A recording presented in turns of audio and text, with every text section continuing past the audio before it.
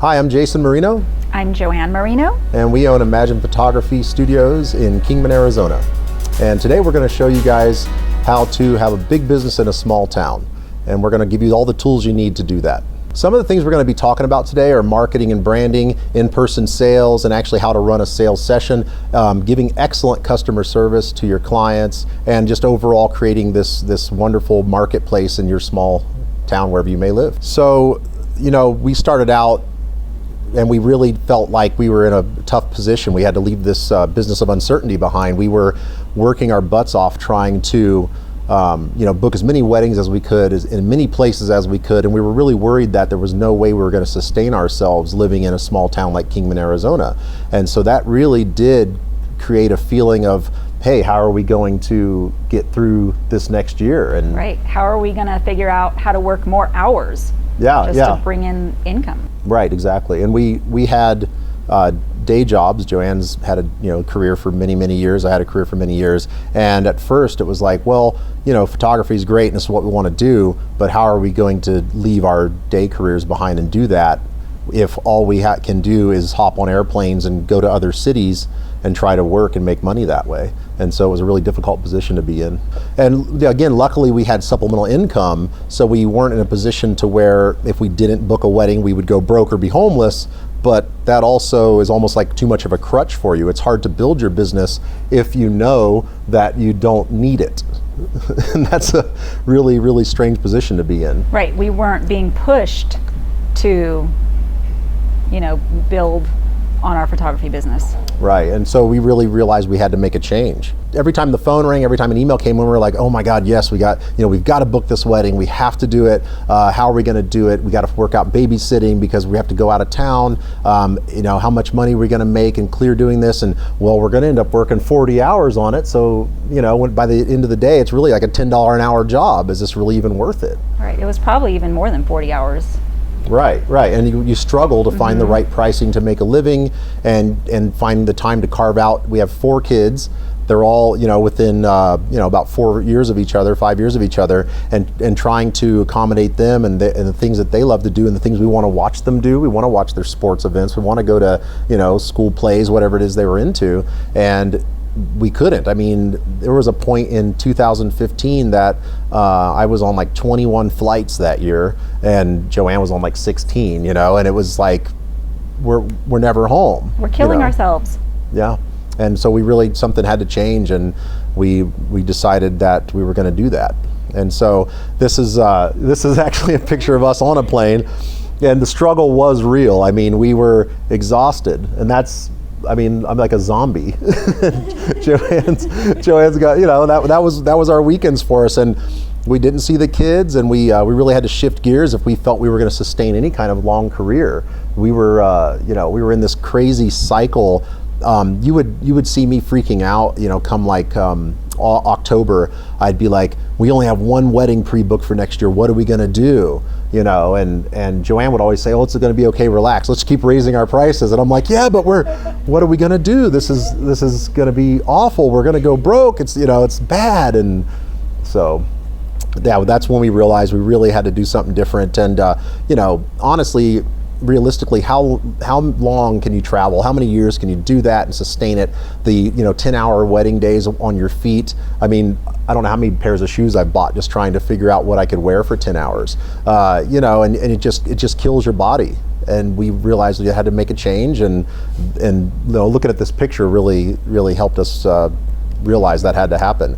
So yeah, with the wake up, it was a wake up call. It really was. And with our kids getting older, they were getting more and more active. 3 out of our 4 kids are in high school. Then they play sports year round, 3 sports each. And so they're constantly got something going on. And we missed a lot of their stuff. We were missing so many games and practices and everything else. I think the moment that did it for me was, with teenagers, they love technology. They're always on their phones, their tablets, their, PlayStation. And I was always on the computer editing till late at night, working on these weddings. And one of the kids said to me, "Mom, you're always on your computer. And for a teenager to say that, they're thinking, I'm on the computer too much. And that made me realize, you're right. I was missing out on our teenagers' lives. They're going to be out of the house soon, and I'm stuck behind a computer. Yeah. Yeah, when a teenager says you're using a computer too much, right. there's something wrong.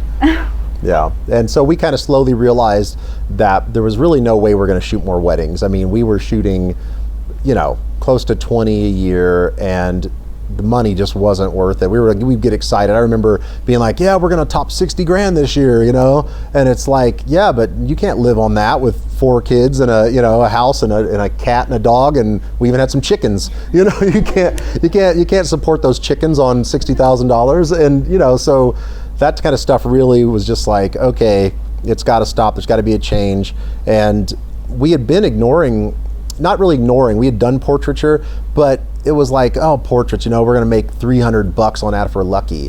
Why would we even bother when we can make $4,000, $5,000 on a wedding? And we would book portraits initially, and it started growing and more portraits, but we were just shooting and burning, and we would just hand over the digitals to people. Then we decided, hey, we should at least charge for our digitals. We would do online galleries through ShootProof, and we'd give them a print credit even. They would spend, if they had $200 print credit, they would spend $199.99, including shipping and tax, just so they didn't have to spend a penny more. And we couldn't understand it. We're like, we're giving you something free. Why wouldn't you want to at least buy a little bit more? And it never worked, ever. No one would buy anything.